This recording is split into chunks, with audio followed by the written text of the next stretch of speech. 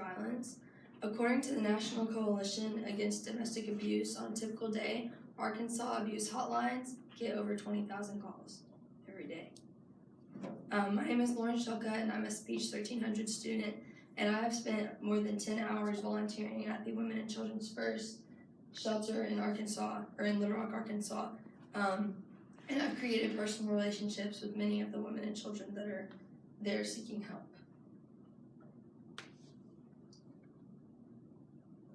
Domestic violence is a true problem in Arkansas, and many facilities other than Women and Children First are fighting to end that.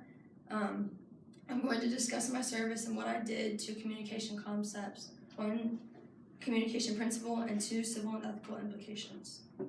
So I completed my service at Women and Children First, and their goal is to save women and children that are that have been victims of domestic violence, and to rebuild them and to help them get back on their feet and restart their lives.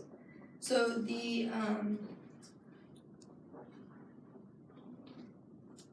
shelter provides essential needs, medical, food, residence, and then as those needs are met, the women begin to plan for what's next. They begin job searching, and the shelter helps them with giving them clothes for interviews and helping them find jobs that will work well for them, as well as beginning to help them seek residence.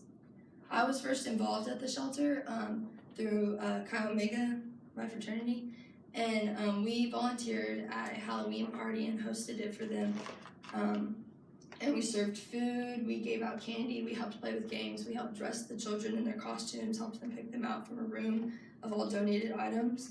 Many of the kids were very open and loving and would run up to you and hug you, but others weren't, and others were very shy, and so we had to decide how we would communicate with them and also communicate with their mothers. I was drawn back to continuing to volunteer there after meeting people and creating personal relationships. One child that I met, her name was Shirelle, and she immediately opened up to me. She hugged me, loved on me, and she said, "You're new here," and ate with me, and I helped pick out her costume. And then her sister, who was with her, was very quiet, shy, and didn't really want to talk to me. Now that I've told you about my service and its impact on me, I'm going to tell you about the communication concepts that apply. So according to Lane, Abigail, and Gooch, 2015, expectancy is what we perceive, or is what we expect to perceive in situations. So going to the shelter, I expected to see, I expected to see more women and children than I did, and I expected them to be more shy and private, the kids, than they were. And then nonverbal communication was a major aspect because many of the kids that were shy and quiet, you could tell by the way they were acting, and you had to decide how you were going to approach that. And the mothers were the same way. According to the Euler Speech 1300 course manual, communication behaviors are learnable.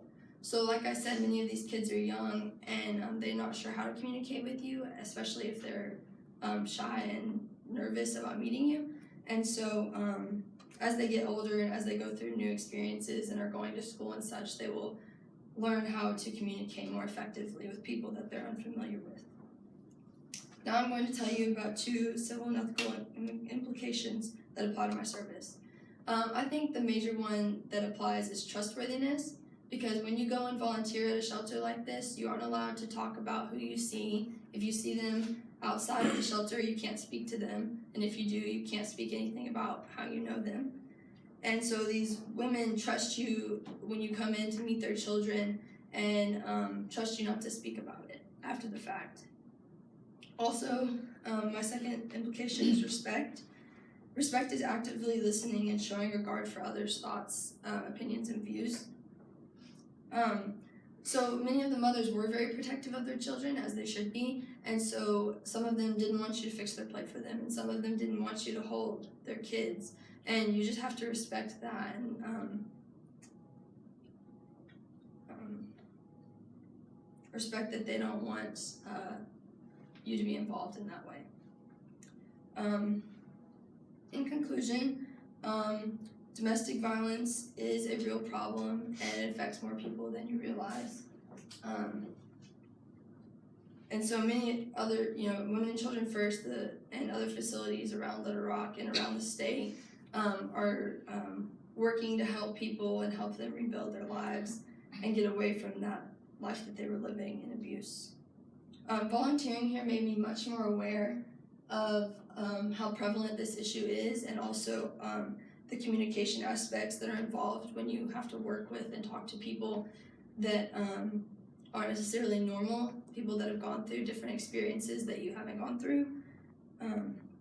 So if you know someone who's suffering from domestic abuse, please know that there are many places that they can go to for help. Thank you.